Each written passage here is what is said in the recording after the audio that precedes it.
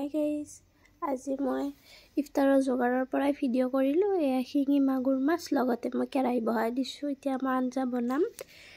এতিয়া মই পোলাওৰ কাৰণে ৰেডি কৰিছোঁ। এইখিনি গোটেই যোগাৰ, কাজু বাদাম, খিচমিচ, পিঁয়াজ, আদা, দালচেনি, লং এইবিলাক লৈ লৈছোঁ। এতিয়া কুকাৰখন গৰম হ'ব দি ইয়াতে তেল দিম, ৰিফাইন। আপোনালোকে যদি বিচাৰে সৰিয়হৰ মিঠাতেলো ল'ব পাৰে, যিকোনো তেল হ'লে হ'ব। মই কিন্তু ৰিফাইনে দিয়ে বনালোঁ। এতিয়া মই ইয়াতে দি দিছোঁ অকণমান চেনি।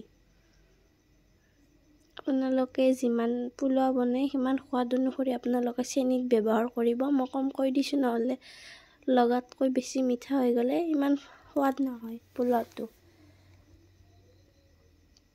এইখিনি এতিয়া ভালকৈ লাৰি ল'ম। তাৰে পিছত ইয়াতে দিম মই পিঁয়াজ। পিঁয়াজখিনি ভালকৈ মজি যাব দিব লাগিব।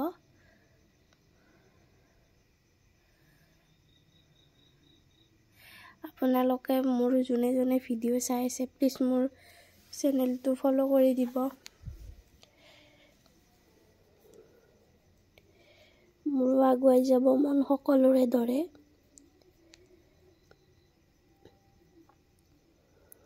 এতিয়া ইয়াত দিম নিমখ। আপোনালোকে সোৱাদ অনুসৰি নিমখ ব্যৱহাৰ কৰিব। এতিয়া মই ইয়াতে দি দিছোঁ আদা। মই কিন্তু পোলাওত নহৰু ব্যৱহাৰ নকৰোঁ। কিছুমানে ব্যৱহাৰ কৰে, মই কিন্তু এনেকৈ বনাওঁ।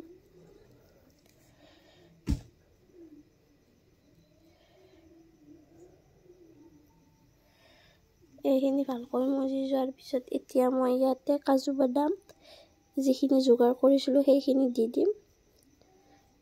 এইখিনি মই পানীত তিয়াই থৈ দিছিলোঁ আৰু অকণমান জিৰা গুড়ি দিছোঁ।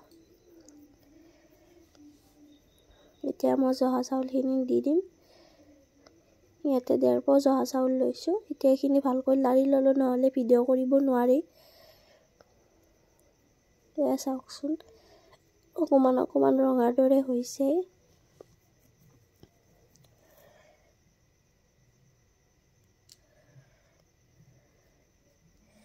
এইখিনি ভালকৈ 5 মিনিটমান লাৰি উঠি ইয়াত মই পানী দিম। এতিয়া ইয়াতে এটা মই তেজপাতো দি ল'লোঁ। এয়া চাওকচোন, পানী দিয়াৰ পিছত ৰিফাইনৰ কালাৰটো উঠিছে। তাত যে চেনি দিছিলোঁ সেই কালাৰটো উঠিছে। ইয়াতে কিন্তু মই হালধি ব্যৱহাৰ কৰা নাই দেই, আপোনালোকে আকৌ ভাবিব পাৰে মই কিন্তু দিয়া নাই। এতিয়া মই গধূলি যোগাৰ কৰি ল'লোঁ ইফতাৰৰ। সেয়া খেজুৰ, বুট, আঙুৰ আৰু আপেল। আপেলটো বাৰু আপোনালোকক দেখুৱাব লৈছোঁ, মই নাখাওঁ। তথাপিও কাঁহীখন ফুল কৰি লৈছোঁ আৰু। এয়া চাওকচোন, পোলাৰ কালাৰটো কি ধুনীয়া হৈছে। ফ্লাছটো অফ কৰি দিলোঁ মই, নহ'লে একেবাৰে বগা হৈ উঠে ফ্লাছটো জ্বলাই থ'লে, যিহেতু গধূলি হ'লেই।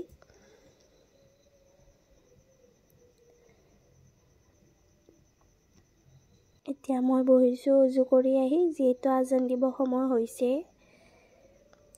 এয়া আজান দি আছে, মই দুৱা মাতি উঠি এতিয়া খাব ধৰিছোঁ। নিয়তটো মাতি লৈছোঁ আগে।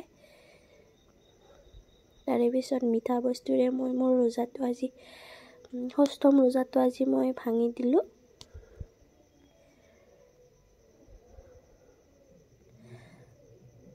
আপোনালোকে ইফতাৰৰ সময়ত কি কি খায় প্লিজ কমেণ্টত জনাবচোন। ধন্যবাদ।